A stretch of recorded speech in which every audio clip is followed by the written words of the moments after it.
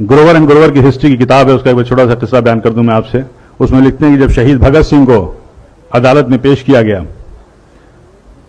तो उस भरी अदालत में एक अंग्रेज ने उनसे सवाल किया कि 800 साल तक मुगलों ने हुकूमत की, तब तो आपने बम नहीं फेंका, और हमने सिर्फ 150 साल से हुकूमत की और आपने सेंट्रल लेजिस्लेटिव असेंबली में बम फेंक दिया।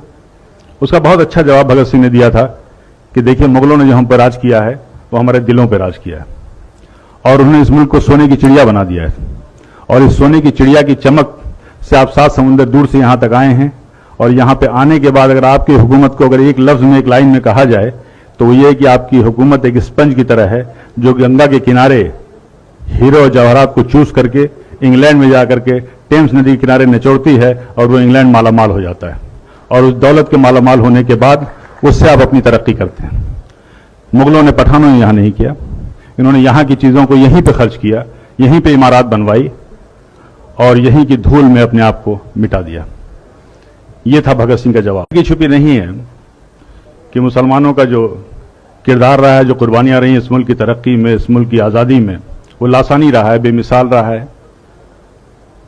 और अगर देखा जाए तो ये मुल्क जो है, अगर आप तारीख में देखें तो हिंदुस्तान जो हमारा मुल्क है, मुत्तहिद मुल्क नहीं था। बेशुमार राजा रजवाड़े थे, रियासतें थीं, उस पर हुकूमत करते थे उन पर। लेकिन जब मुसलमान यहां पे आए हुकूमत के लिए, सबसे पहला जो काम उन्होंने किया था वो ये किया था कि इस मुल्क को एक किया था, वो बंगाल से लेकर अफगानिस्तान तक, और इस मुल्क को मुत्तहिद किया था। ये हमारी खूबियां थी।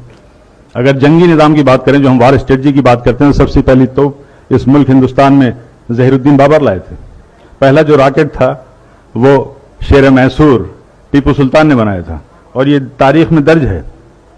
बल्कि जो विलियम कॉन्ग्रेव था, जो कि एक्सपर्ट था इसका, वो अपनी किताब में लिखता है ये कि उनकी शहादत के बाद 1799 में जब शहीद हुए शेर मैसूर टीपू सुल्तान, तो उसको उन्होंने 1801 में जब्त करके वो इंग्लैंड ले गए, और 1801 से लेकर के 1805 तक उस पर तहकीक करते रहे, रिसर्च करते रहे, समझ नहीं पाए कि इसका सिस्टम क्या है, इसकी डिज़ाइन क्या है।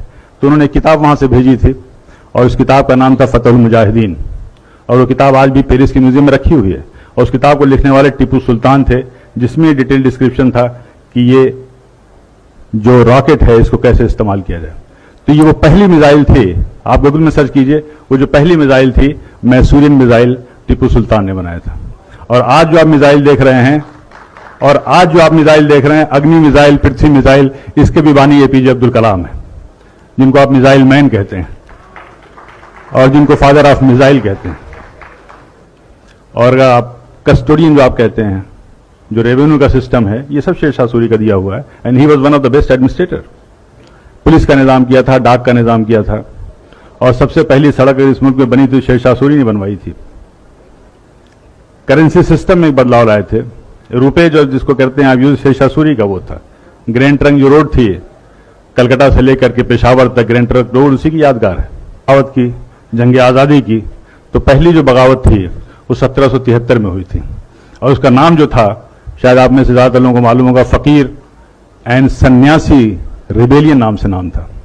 यानी बंकिम चटर्जी ने अपनी आनंद मठ की किताब में साफ साफ लिखा है कि उस जमाने में जो फकीर और सूफी हुआ करते थे, जो साधु और सन्यासी हुआ करते थे, वो एक साथ जाते थे, झुंड का झुंड जाते थे, और अंग्रेजों के गोदाम में वो लूटते थे, और उस कहत के दौरान वो जो अनाज लाते थे वहां से वो हिंदू और मुसलमानों में तकसीम किया करते थे। और ये सिलसिला तकरीबन 50 साल तक चला। इसका पूरा तारीख में डिस्क्रिप्शन है। पहली जो जंग आज़ादी थी वो 1857 की थी। और जिस फतवा वर्ड हम कहते हैं, जंग आज़ादी का सबसे पहला फतवा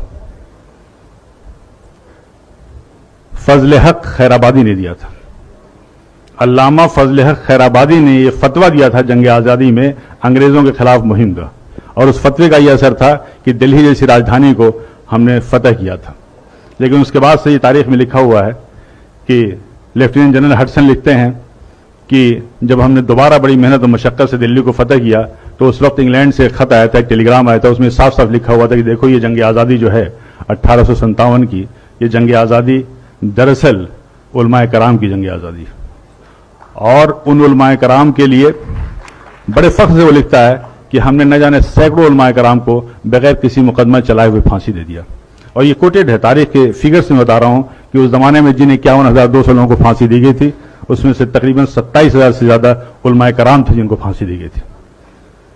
वीर सावरकर ने अपनी किताब में जॉन मैकलसन का हवाला देते हुए कहा था कि 1857 की जंग आज़ादी में अगर सबसे ज़्यादा किसी का नुकसान हुआ तो मुगल की जो आखिरी रोशनी थी, आखिरी बादशाह थे बहादुर शाह जफर का हुआ।